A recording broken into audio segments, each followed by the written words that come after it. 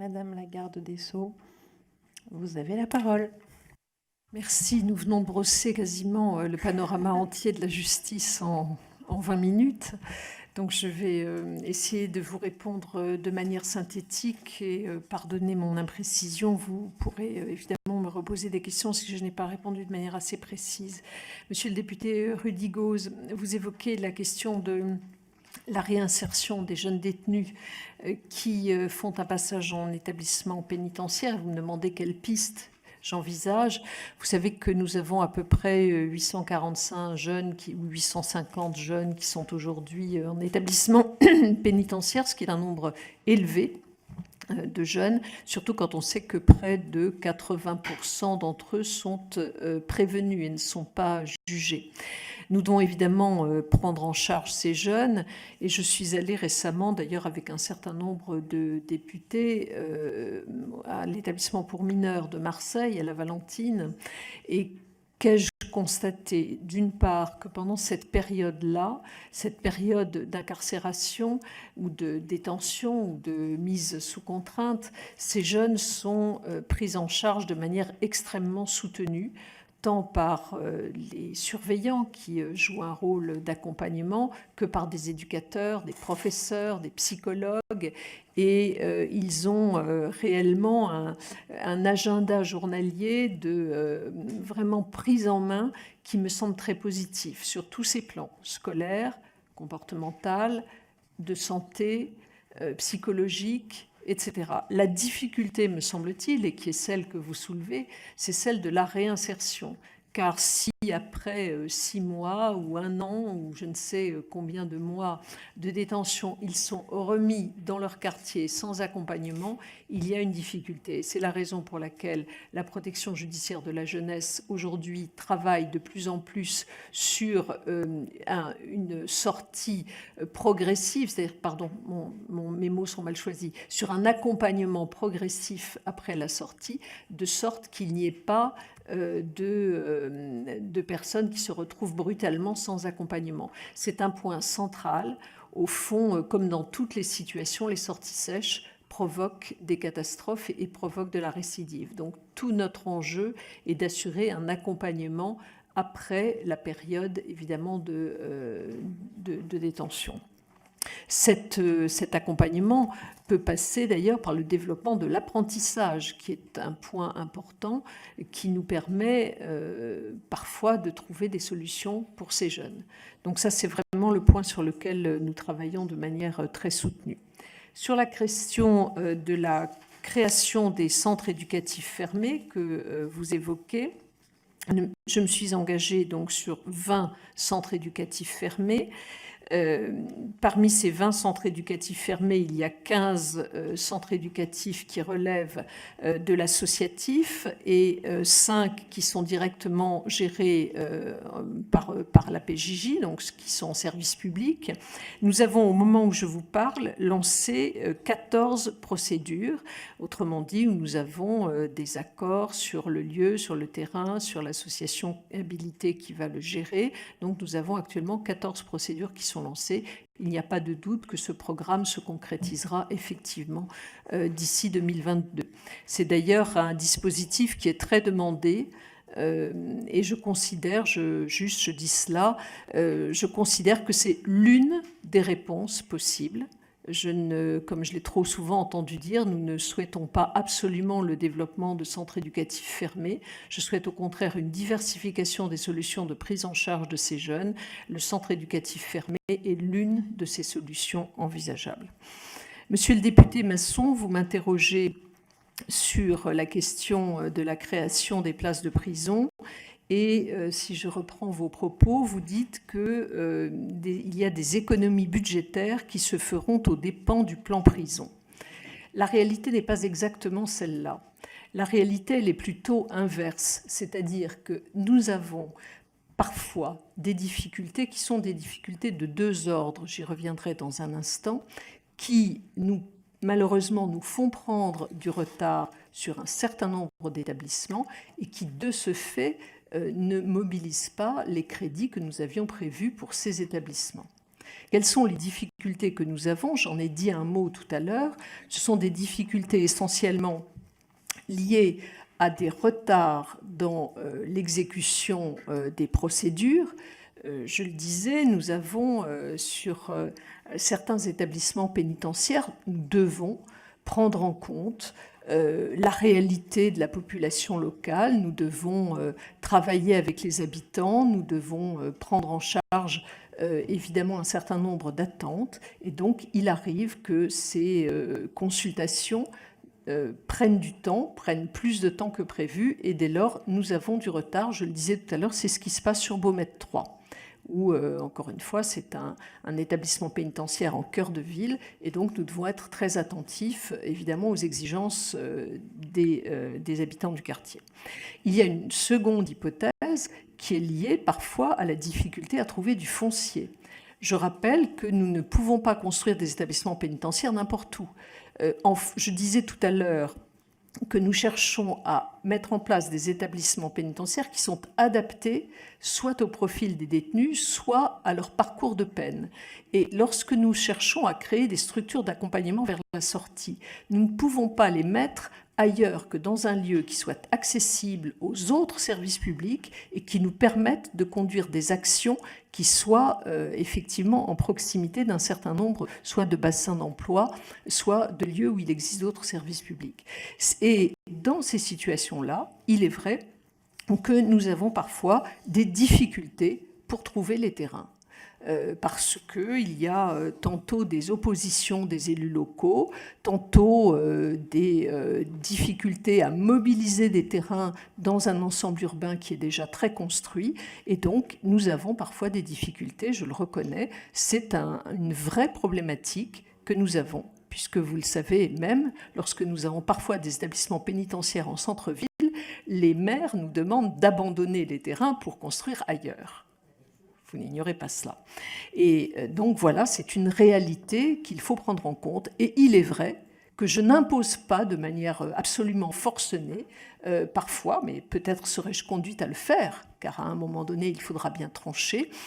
Je n'impose pas toujours la préemption de l'État qui dit voilà, j'ai un objectif là d'intérêt général, je fais là, peu m'importe ce que disent les élus. Je crois que l'heure n'est plus tout à fait à cela, en tout cas pas partout, et donc c'est la raison pour laquelle je prends du retard, et je n'évoque pas ici parfois quelques désaccords qui pourraient subsister entre certains élus d'un même territoire. Malgré tout, et je tiens à le dire devant vous, le programme immobilier avance. Il avance, et nous allons ouvrir fin 2019 les structures d'accompagnement vers la sortie de Bordeaux et de Poitiers.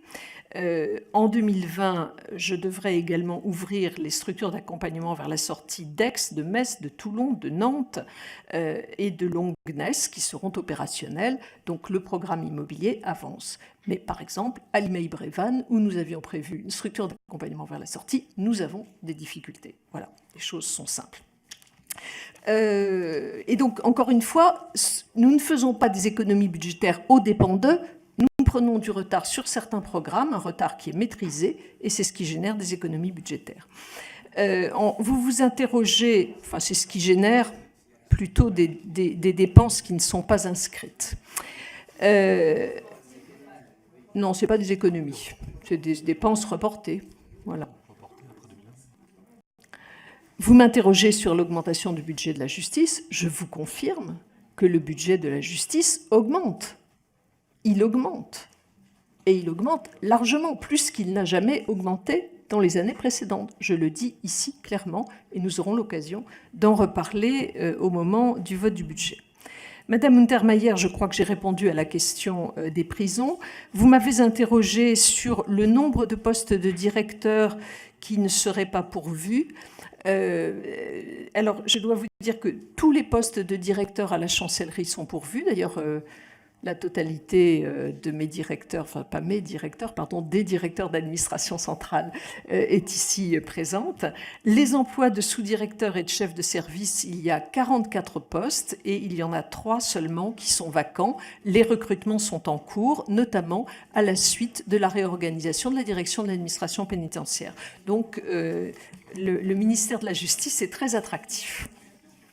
Vous m'interrogez également sur le nombre de postes de greffiers. C'est effectivement une exigence qui est importante. Juste pour vous donner un chiffre, en 2019, nous avons 20 089 greffiers.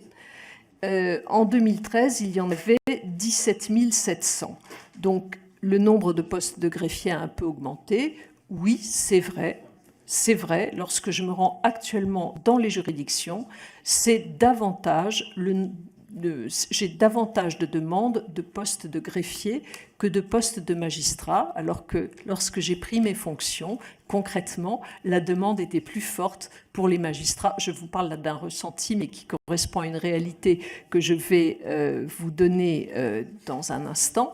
Le nombre de magistrats a augmenté de manière visible et sensible. Il faut bien sûr que nous puissions mettre des greffiers qui puissent prendre en charge les tâches. Il y en a quand même eu 950 qui ont été recrutés en 2019.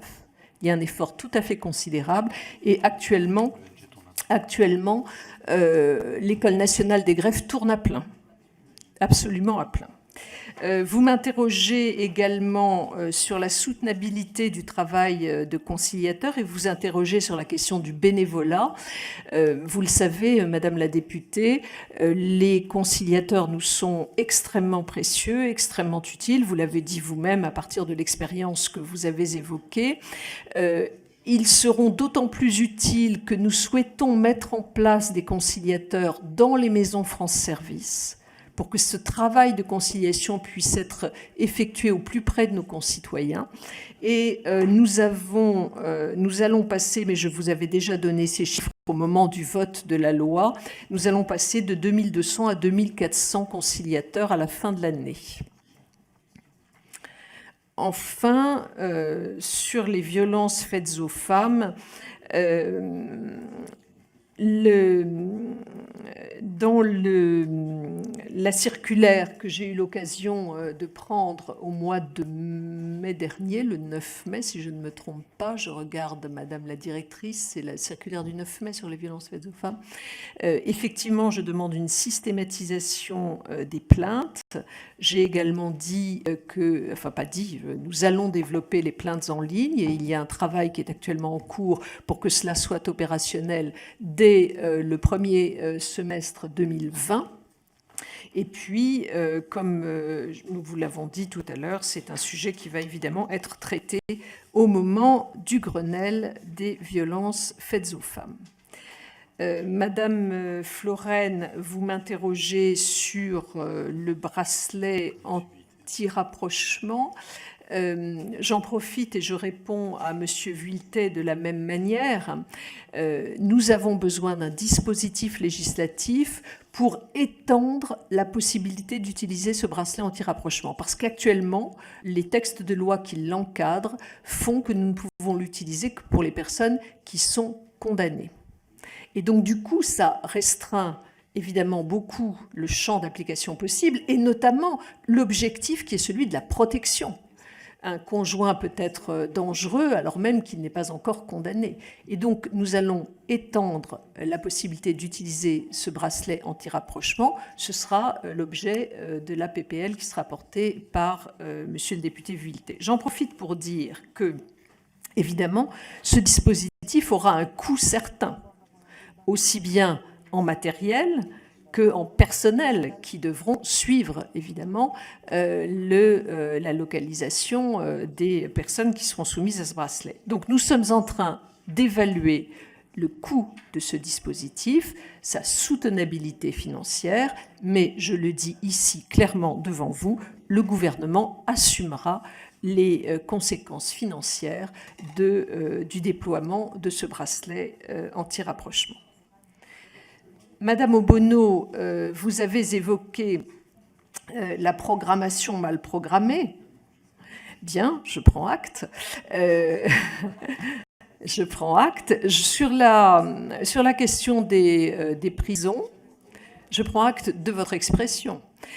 Sur la question des prisons, j'ai répondu, je crois, à vos collègues députés ce qu'il en était de l'évaluation et de la mise en œuvre du programme pénitentiaire, mais tel n'était pas votre propos, puisque votre propos, et je m'en souviens parfaitement, était exactement inverse au moment du débat sur la loi de programmation. Vous souhaitiez, au contraire, qu'il n'y ait pas de déploiement de places de prison, considérant que plus on crée des places de prison, plus on les remplit.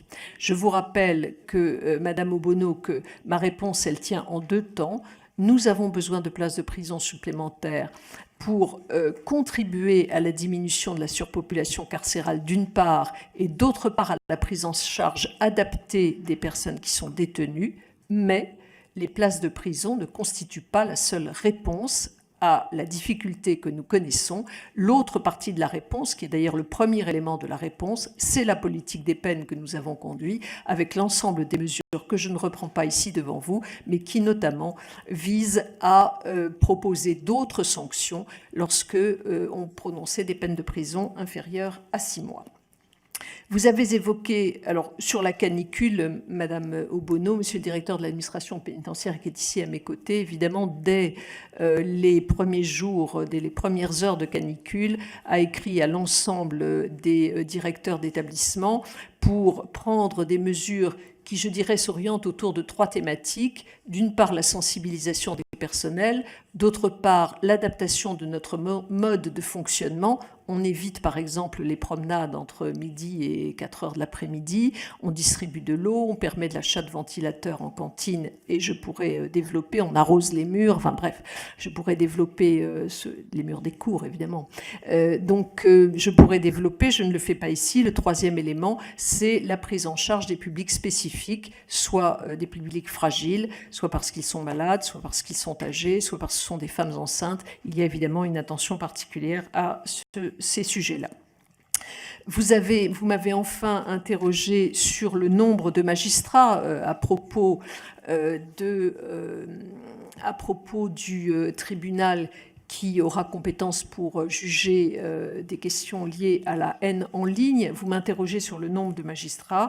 Je réponds, pour faire suite à ce que je vous disais tout à l'heure, que le nombre de magistrats augmente de manière réelle. Nous avons eu en 2018 147 magistrats supplémentaires et en 2019 150 magistrats supplémentaires. Cela se traduit très clairement par la diminution du taux de vacance des magistrats dans les juridictions.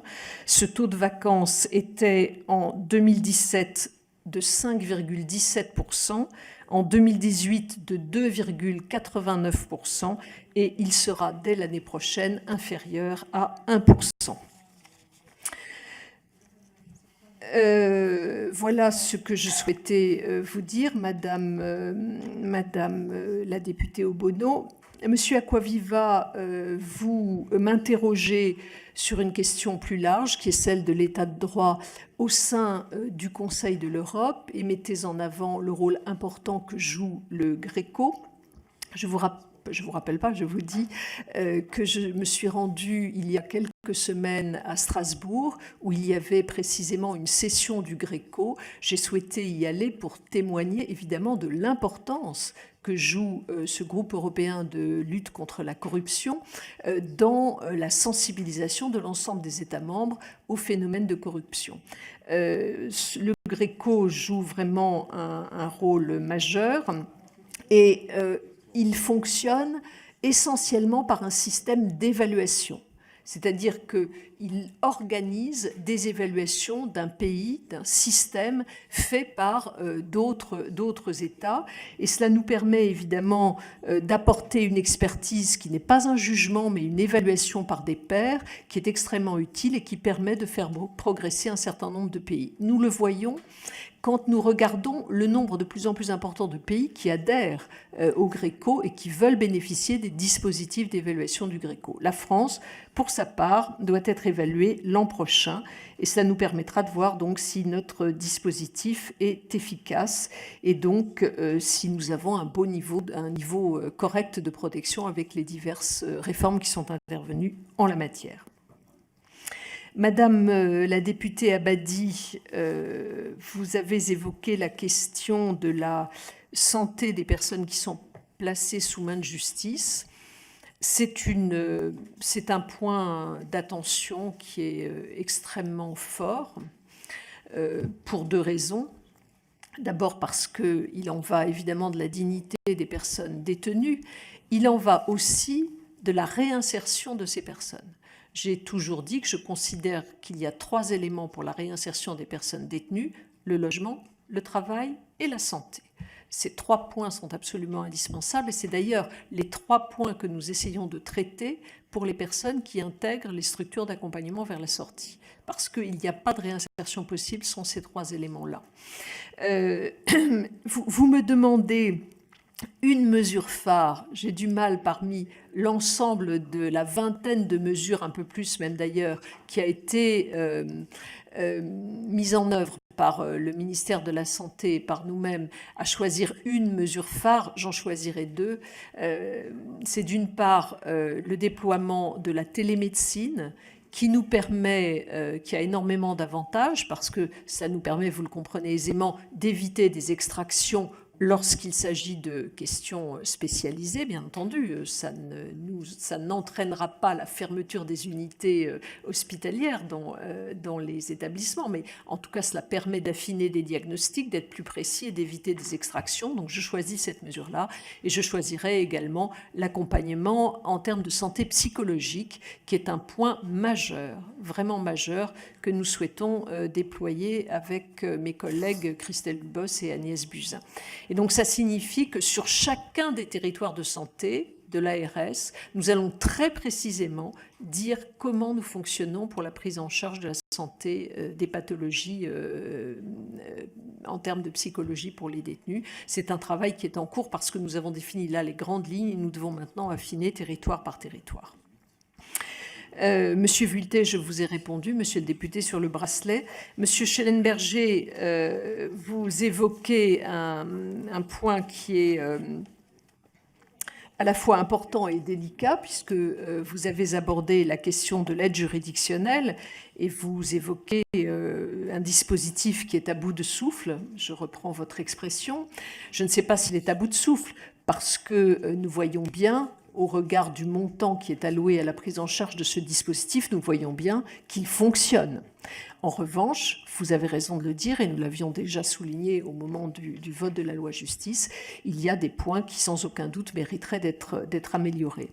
Donc nous avons finalement 2 rapports qui seront extrêmement utiles. Le rapport conjoint des inspections des finances, de la justice et c'est tout. Voilà.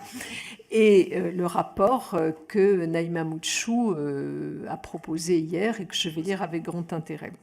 Oui, Moutchou-Gosselin, bien sûr. Vous me parlez de 2 points, le droit de timbre et les modifications des conditions d'accès à l'AJ. Sur le droit de timbre, je suis très claire devant vous. Nous avons déjà abordé cette question au moment de la loi justice. Je vous avais alors dit que j'avais quelques réticences à réintroduire le droit de timbre et la majorité parlementaire n'avait pas souhaité que cela soit le cas. Il faut étudier de manière précise ce que signifie ce droit de timbre. C'est-à-dire que si le droit de timbre est réinjecté dans l'aide juridictionnelle, c'est peut-être quelque chose qui peut s'étudier. Donc j'attends avec beaucoup d'intérêt ce qui va être proposé par Madame Moutchou, mais je ne peux pas ici m'engager sur...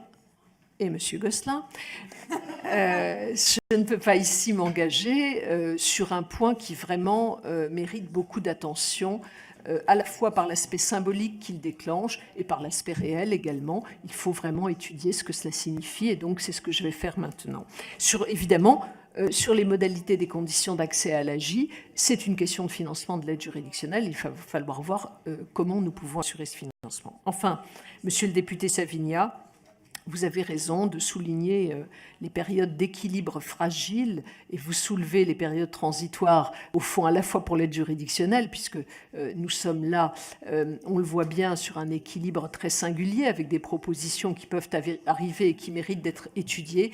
Et puis, vous évoquez également la période transitoire en matière d'ordonnance de 45. Je me suis engagée à ce que l'ordonnance n'entre en vigueur que dans un an, une année après son édiction. C'est au cours de cette année-là que je vais travailler et avec les juridictions et avec Madame et avec la PJJ pour évaluer à la fois l'évolution des pratiques que nécessiteront les nouvelles dispositions prévues par la loi et l'implantation des moyens qui me permettra d'accompagner cette réforme. Je crois que nous n'aurons pas trop d'une année pour pouvoir mettre en place la réforme de l'ordonnance de 45.